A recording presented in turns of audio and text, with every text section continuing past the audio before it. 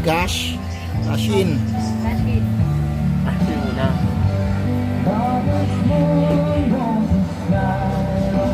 Ay, bago.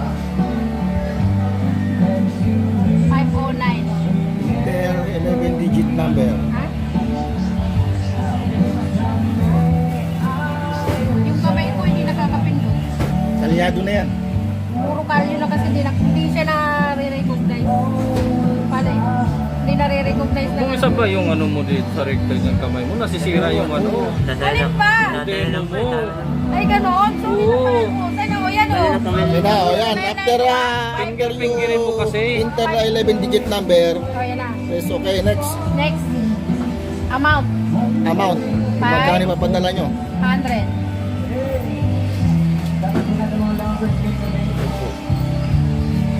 Okay, Done. 500. Done. Ngayon, after done, Go payment. Go payment. 515. 550. So, additional siya na 15 pesos for Mahal, 15. Grabe naman malan. 15. transaction fee. 15 pesos. Pwede So, naman okay ano, na, pwede naman 500. 10 lang. Eh, sa iyo bali kasi ito eh.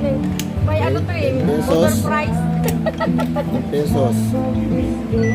Oh, 550. Loading. Please wait for confirmation. Huwag na natin lagyan ng resibo. Okay na yan. Ako na siya, mahal pa, no? Dapat DTI yung May resibo, no? confirmation dito oh. Ayan o, Ayan na. complete transaction. Confirmation code.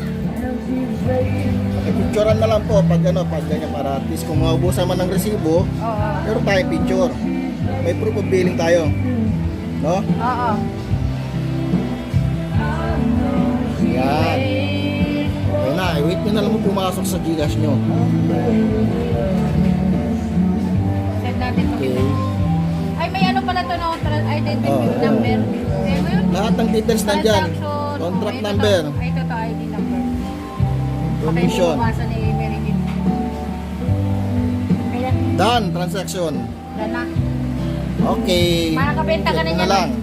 Thank you for watching. Maraming maoy. Ano po,